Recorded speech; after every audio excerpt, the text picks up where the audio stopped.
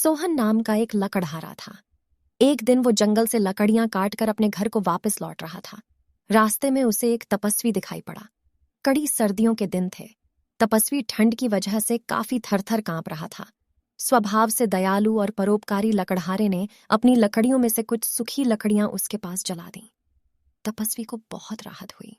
लकड़हारे के इस व्यवहार से खुश होकर तपस्वी ने उसको एक जादुई पत्थर दिया। उस जादुई पत्थर का रहस्य समझाते हुए तपस्वी ने लकड़हारे से कहा कि जब भी उसे पैसों की जरूरत होगी वह किसी भी पेड़ से इस पत्थर को लगा देगा और एक मंत्र जो वह उसे देने वाले हैं वह पढ़ेगा तो वह पेड़ पैसों का पेड़ बन जाएगा। इस तरह से वह जितने चाहे पैसे अपने लिए बना सकता है और जरूरतमंदों की मदद कर सकता है और अपने अच्छे कार्यों को निरंतर चालू रख सकता है। तपस्वी ने लकड़हारे को एक मंत्र बताया और साथ में यह भी बताया कि यह मंत्र पेड़ को पैसों के पेड़ में रूपांतरित करने के लिए कितना जरूरी है। लकड़हारे ने तपस्वी का आभार प्रकट किया और वह अपने घर आ गया।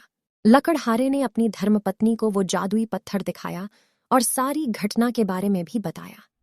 सारी बात जानकर उसकी पत्नी भी बहुत खुश हुई। अब लकड़हारे और उसकी पत्नी को जब भी पैसों की जरूरत होती थी वे दोनों किसी भी पेड़ को पैसों का पेड़ बना लेते थे और जितने हो सके उतने परोपकार के काम किया करते थे।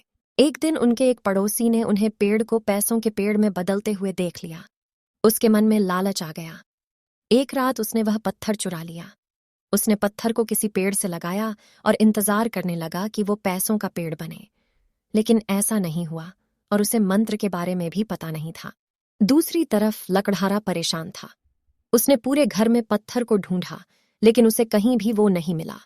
वह परेशान होकर तपस्वी के पास पहुंचा। तपस्वी ने अपनी शक्ति से चोर का पता लगा लिया। पत्थर उस लालची पड़ोसी के पास था। लालची पड़ोसी ये सोच सोचकर पागल हो गया कि पत्थर काम क्यों नहीं कर रहा। लकड़हारे ने उस पत्थर को वापस पाया और तपस्वी को लौटा दिया और अपनी मेहनत से जितना संभव था उतना दान धर्म का काम करते रहा। इसीलिए कहते हैं कि चोरी करना बहुत बुरी बात है और अधूरा ज्ञान और जानकारी काफी हानिकारक होते हैं।